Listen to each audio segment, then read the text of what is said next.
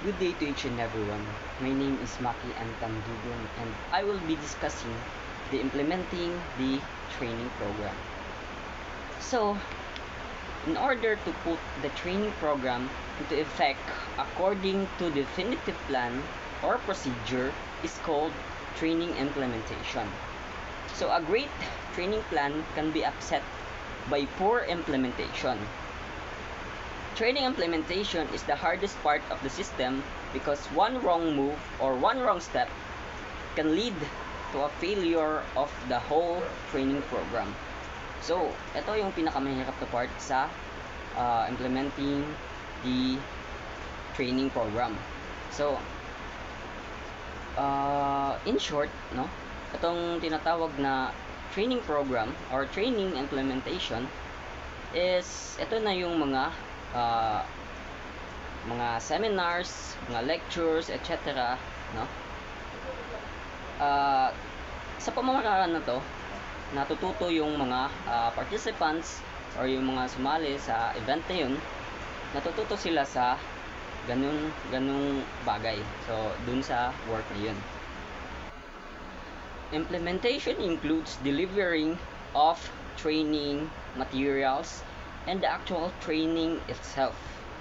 Associated activities can include clarifying training materials, administering pre-test and post-test, and conducting the final evaluation. So kung mapapansin nyo sa mga seminars and lectures, nagkakaroon tayo ng mga interactions or evaluations, no, sa isa't isa, sa mga trainers, sa mga participants, no. Nagkakaroon tayo ng sharing ideas. So, natututo tayo at nag-share din tayo ng mga ideas. So, yun yung kahalagahan ng training implementation. So, it is also includes administrative details such as copying, scheduling activities, taking attendance data, and other similar activities. So, mapapansin nyo, no, sa mga seminars is nagkakaroon tayo ng attendance checking, attendance data, no, para malaman nila kung ilan yung mga participants. And next is training implementations have two segments. So, may dalawang segments yung training implementation. So first is practical administrative arrangements. So before the training starts, a checklist is prepared which checks if the staff support, course content, equipment, and facilities are now ready. Completion of the training designs does not mean that the work is over because the implementation phase includes continuous adjusting, readjusting, and refining of the training program. So, sinasabi dito, no, yung na dito sa practical administrative implementation or arrangement na bago pa daw magsimula yung training or yung seminar is chine-check na nung mga organizers yung mga staffs. So, kung ready na ba sila, yung mga content, kung ano yung mga sasabihin ng trainers, yung mga equipment, kung ready na ba, and yung facility, no? Kung komportable ba yung mga participants, no? Kung maganda ba yung moods nila, lalo-lalo na yung trainers, no? Sila yung magbabahagi ng mga kaalaman sa participants.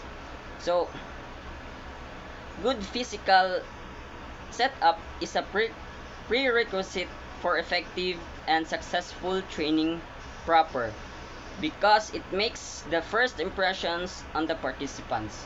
So, ito na yung sinasabi na paano matututo yung mga participants dun sa trainers, no? Second is carrying out the training. So the trainer is the key to the success of the training. he must be prepared mentally and physically before the delivery of the content. So the trainer must be prepared the materials and activities well in advance. So dapat ni-ready na ng trainer yung mga gamit at yung mga sasabihin niya dun sa mismong event na yun or dun sa seminar. And he prepares by making sure that he is comfortable or comfortable with the course content and is flexible in his approach. So ito na yung sinasabi na dapat komportable yung trainer sa lugar or sa mga participants. So ito yung mga dapat ginagawa ng mga trainer sa isang seminars or sa isang lecture, sa isang training implementation. So unang-una, no, itong topics to be covered. So dapat yung mga trainer is nako-covered nila lahat ng topics na dapat nilang sabihin. So second is kinds of training activities. Ito yung mga iba't ibang training activities. So next is time schedule. So ito na yung mga scheduled, no, scheduling ng mga gawain. Next is setting group norms. Then housekeeping arrangement. Next is flow of the program. So ito na yung flow ng program. Last is how questions will be encouraged and responded. So dito na yung magkakaroon ng question and answer, no? So magko-question ang mga participants and sasagutin din ng maayos ng trainers. So sa pamamagitan nito, no, magkakaroon ng ideas yung mga participants. So yun yung dalawang segments ng training implementations. Number 1 is practical administrative arrangements, and number 2 is carrying out the training. So next topic is transfer of training. Transfer of training is the practical application of what was learned in the program. Immediate supervisors and peer support opportunity to practice what was learned. The technology in work area and self-management skills influence the climate of transfer. So the environment is the laboratory for the transfer of learning. So ito na yung mga ina-apply na natin sa sarili natin. Ito na yung mga natutunan natin sa training implementation or dun sa mga seminars and lectures. The environment is the laboratory for the transfer of learning. So sinasabi dito, no, the training does not stop at the classroom. It is only the beginning. Training must be applied the knowledge, skills, and abilities from the learning environment to the actual job. So ito na yung mga purpose. Ito na yung purpose ng seminars and lectures, no. For example, nag-attend ka ng isang TESDA which is particular sa driving skills, no? Nag-attend ka ng seminar. So kung ano yung natutunan mo dun is dapat i-apply mo sa sarili mo.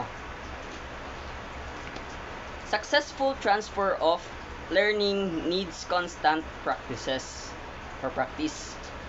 Actual practice is critical in the learning process, but the practice must be under supervision of the trainees supervisor. So ito na yung dapat ginaguide ka ng mga nakatataas sa iyo or itong mga managers or trainer supervisors. As they say, constant practice does not make it perfect. It is practice that makes it perfect. So next is managers is important. It is manifested by his stressing the importance of attending training programs and stressing the application of training content to the job. So, dapat, yung mga natutunan mo dun sa seminars or lectures is dapat i-apply mo dun sa mismong job na ina-applyan mo or sa mismong job mo. The greater level of manager support, the more likely the transfer of learning will occur. So, kung paano ka ginaguide ng managers or yung trainee supervisors mo is magiging impact din yun sa'yo. So, for example, no?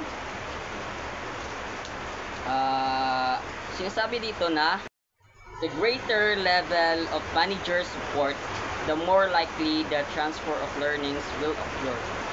So, mas may matututunan ka if in-handle ka ng maayos ng managers mo, no? So, yun lamang po ang topic ko. So, thank you for listening, and I hope that you learned a lot. So, thanks for watching.